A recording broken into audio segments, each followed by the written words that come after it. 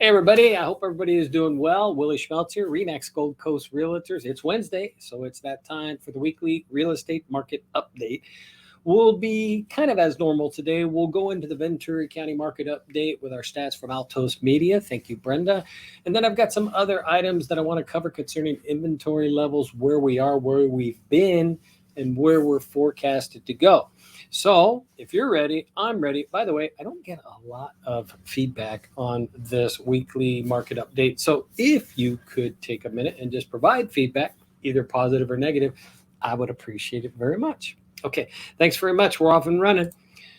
We're going to head over to Altos Media. This is as of today. And this is a great resource for us to follow the market in any county, city, area across the United States. Of course, I focus in on Ventura County because that's where I'm at. Coming to you today from Camarillo in my home office. I love Camarillo. So let's check out Ventura County statistics. So if you look at the graph in the middle there, it's at 41. So it's still a slight seller's advantage. I would agree with that.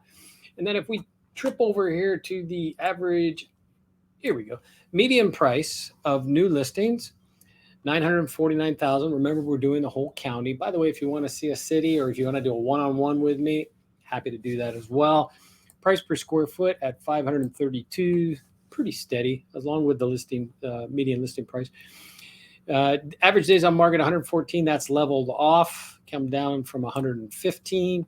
Median days on market completely leveled off at 77. Price decrease continues to go down, as you can see on the graph here. Right, we were up. At one point we were up at 41% of homes listed at a price decrease. Now we're at 29%. Price increase 2%. Relisted 22%. That number is climbing. So that's a interesting number to me, because what that means is people were on market, their listing failed for whatever reason, and they have since relisted their home. Inventory in the county as of today, 743. Not nearly enough. Median rent, $4,800 per month. Okay, so let's look at condos real quick. Let me get my cursor over there. There we go. All right, so here we are with condominiums. Ventura County again. Our median listing price of new listings, $589,000 and change. Price per square foot is at $477. By the way, the dial's at 43 there, as you can see. Still a slight seller's advantage. Price per square foot, $477. Average days on market dropping to 90. Median days on market dropping to 70. Price decrease 30%, close to the single family at 29%. Price increase 1%. Relisted 18%. These statistics, inventory 229 and going down. Right? So these statistics are very similar to what we saw in the single family homes. And that's where I want to lead into what's causing this market to do what it's doing. And many people ask me, hey, Will, what is the market doing? Well, we're in a supply and demand market. Any commodity is a supply and demand situation, and that has to be at the forefront when you're analyzing real estate. Car market, real estate market, you name it, fill in the blank market, supply and demand. So we're going to look at some slides today. You're going to see some interesting data going back to the housing crisis of 8, 9, and 10 of how high the supply was outweighing the demand and why prices came tumbling down. We all know why that happened. And then we're going to look at trends from that point forward. But going to current today, we have a drastic shortage of housing on the market.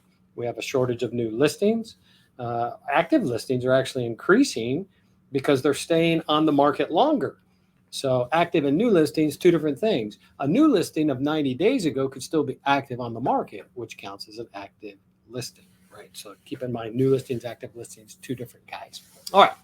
So the moral of the story is we have a shortage of housing. Supply and demand is out of balance. And as long as that continues, and these rates continue to stabilize and start to come down, you're going to see housing, in one man's opinion, go up again. So you heard it here, right? Doesn't mean I'm right, but you heard it here. All right, let me get up a couple slides here. I got to scoot over here where I can see. And I'm going to share that screen.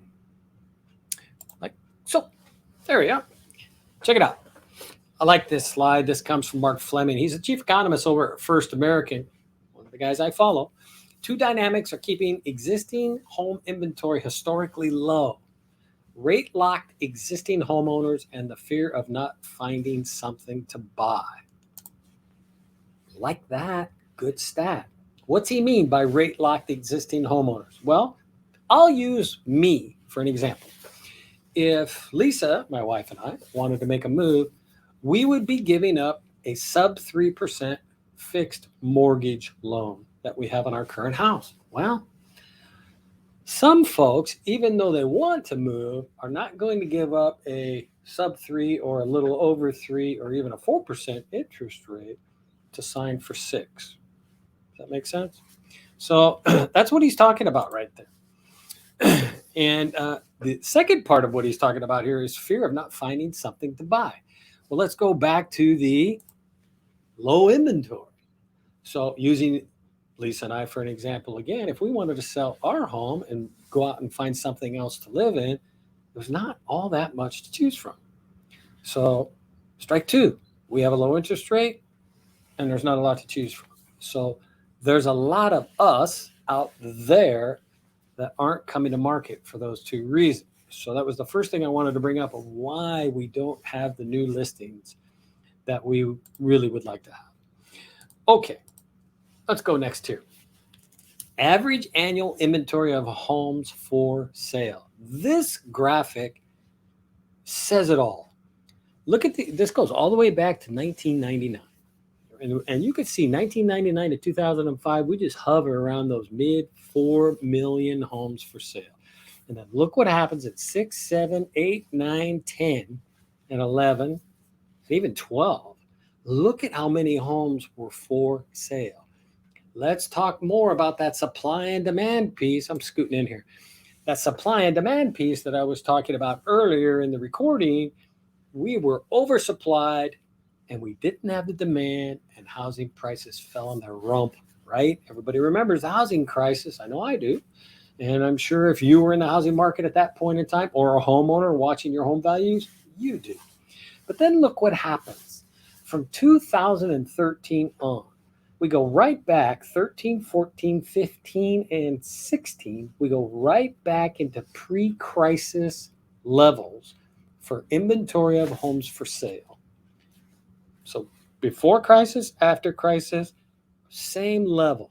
Then homes for sale start to shrink. 2017, 18, 19, we're down just under 4 million. And look what happened in 2020 and 2021, those pandemic years. Inventory fell on its rump. You couldn't keep a house on the market for a week if you were lucky, right? That's because we had those low interest rates. People came out of the woodwork. They wanted to buy homes. Now look at 2022. It's gone up a little bit, right? Average annual inventory, homes for sale, December 2022, 2.7 million. Well, it's an increase of 400,000 homes, but it's not enough. It's still way short. Look at the 3 years that I call the balanced years in real estate on this graph. It's 17, 18, and 19. I call those very balanced real estate years. I was in real estate, I was doing real estate, and it was a very balanced market. 4 million homes available for sale. Now we have 2.7 million homes available for sale. We are undersupplied. Okay, months inventory of homes for sale. So this is months supply. We always say a 6-month supply, or it's been said. I don't always say this. Why did I say that? The industry has said a 6-month supply of homes creates a balanced market. Well, looks like we've been out of balance for a while. We have a 2.9 month supply of homes for sale in the United States. And by the way, Ventura County is quite close. We're very close to these statistics. So that's why I bring the nationwide statistics to you, because I also have nationwide followers.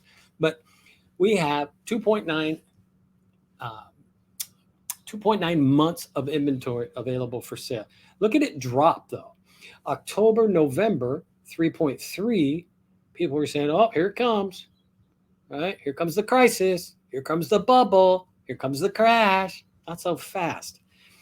December 2.9, and I believe when we see the January numbers, it will even be lower. Active listings greater than new listings. I talked about this a little bit earlier. You really have to put this in the context when you're talking about what's available for sale. This graph is super interesting to me. Blue, active, green, new. So if you go back to October, November, December, and all of 2022, you'll see that up until about June, they were pretty close together. Active listings, new listings. What does that mean? That means that they're one and the same if they're level. New listings, active listings mean you could have 500 new listings come on the market, and that gives you a total of 600 active listings, meaning inventory is turning over, right? Now look what's happened since those interest rates started to creep up, which started really in April, by the way, of 2022, but it took a while to catch up. Look what happened in July. Active listings, 692, new listings, 506. And it goes on, and the spread gets bigger. What is this telling us? It tells us that there are active listings on the market staying on the market longer, and they're staying on the market for probably one of two reasons, quite frankly, either condition or price. And that's why you see those price decrease numbers on the Altos Media sheet that I bring to you in the beginning, right? I hope this is all coming together nice. This chart is awesome. New listings now below previous years. All right, so you've got 1, 2, 3, 4, 5, 6 years of data here, and you'll see that 17, 18, and 19, they are very consistent along the graph, right? There's 17, 18, and 19, gray, blue, light blue. Here they are. These guys just hung out together, right? What happened in 20? The orange. Look at that. Lower active listings. What happened in 21? Right? Started to look a little bit more like those 3 years that I'm always referencing that I think are the balanced years of real estate. And then 2022. 2022 comes along, and many people thought, look right here in June, see this black dot? Here's your new listings, right? Kind of running pretty in parallel with 2021. And many people thought that dotted line was what was going to happen, and we were going to have way too many homes on the market and create the bubble, the crash, whatever you want to call it, which I've been saying week after week after week, nonsense. Okay? Now, let me give you the real data. That trend didn't happen. Look at the red line now. December 2022. Look at that arrow. December 2022. Minus 21% year over year. Only 239,000 new listings in the United States. Folks, we have a supply and demand problem. Now let's talk about foreclosures, because people are telling me, oh, well, the foreclosures are coming. Okay, hold your breath. Ask for Mr. Blue. I don't see it. Less than 5% of people in forbearance haven't settled their deal yet. Forbearance is not a discussion, in my opinion. Look at the foreclosure numbers. 17, 18, and 19. I always go back. Healthy, balanced market. 677,000, 624,000, and 493,000. That's the number of foreclosures in those years. Wow, look over here, though. Remember in the housing crisis? Oh, my goodness. Of course we had a ton of foreclosures. We had way too many homes for sale, way too many bank-owned properties, way too many people signing loan documents that they shouldn't be signing.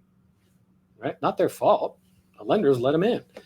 Now, let's go back to 17, 18, and 19. Foreclosure, 677, 624, 493. Now look at 2020 and 2021. People ask me all the time, how come there were like almost no foreclosures in 2020 and 2021? Well, for two reasons. People could sell their house in a week or less and get out. And secondly, there was a foreclosure moratorium put on. So you couldn't be foreclosed on thanks to government programs. Now, 2022, 324,000 foreclosures in the United States, right? That's well below 17, 18, and 19. On top of that, I'm going full screen. Hang on a second here. God, where's my dang thing? I'll find it. There it is. On top of that, people that have home ownership have equity, a super high. I think the percentage I read, I could be wrong, 76% of homeowners have substantial equity, I believe was the percentage that I read. We don't wait for the wave of foreclosures, is the moral of the story, because it's not coming. So that's not going to help our lack of inventory, right? That's not going to help our supply and demand situation. All right, I'm going to keep going. Man, I'm going long today. I'm a little amped up.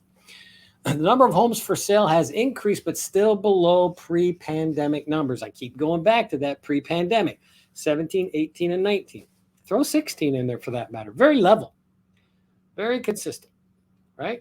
2020, we got slammed because everybody wanted to buy a house because of the low interest rates, and we didn't have enough inventory. Lots of people didn't want to list their home for fear of catching COVID. 2021, even lower. Number of homes for sale has decreased drastically in 20 and 21. Has it come back in 2022? Sure it has. This is nationwide, 689,685 homes in 2022. Still way below what I call the healthy years, 17, 18, and 19. Do we have enough inventory? Absolutely not. We need more listings. Odeda Kushi, chief economist, First American. The housing market remains fundamentally underbuilt. And as demand rises, it will be important to boost supply in order for price growth to continue to adjust to more sustainable levels. Read that again. Fundamentally underbuilt. Very important. While builders can't make existing homeowners move, they can add new stock. Well, unfortunately, new home builders are in a pretty mellow mood right now, and they're not going out of their way to build a bunch of new housing tracts. This comes from Bank of America. We believe underbuilding over the last decade has absorbed the 2 to 3 million home glut from pre-financial crisis overbuilding and created a deficit of 4 million homes. Whew. Last slide, like this one. Opinions. These are opinions. Housing market short millions of homes. Okay. Number of homes each company forecasts the market is being short. Realtor.com, 5.24 million homes. Bank of America, 4 million homes. Freddie Mac, 3.8 million homes. Morgan Stanley, 2 million homes. John Burns Consulting and Moody's Analytic, 1.7 and 1.6. Oh my goodness. Here's the deal. Whether we're short 2 million or 5 million, we're short. I'm going right back to where I started. We have a supply and demand issue with real estate. If you're waiting for home prices to plummet, hold your breath. Isn't going to happen. These rates are going to continue to get better over time. It's not going to be overnight. We're going to get this inflation thing under control, and the housing market is going to go right back up. If you're a buyer looking to purchase right now, I suggest that you talk to your real estate professional and start to put a plan together. If you're a seller and you want information on selling your home and you want to put a clear plan together on your exit strategy and where you're going to go, get with your real estate professional and put your plan together. This real estate market is undersupplied. We need inventory, and it's going to just go right back up. One man's opinion. Man, I went long today because I was so amped up. I hope you enjoyed it. Like I said, if you have any comments, questions, suggestions, bring it on. I'm an open book. I want to be helpful. I love doing this stuff. I hope you enjoyed. Sorry to keep you for 20 minutes. Oh, my goodness. Have a great balance of your week and an amazing weekend.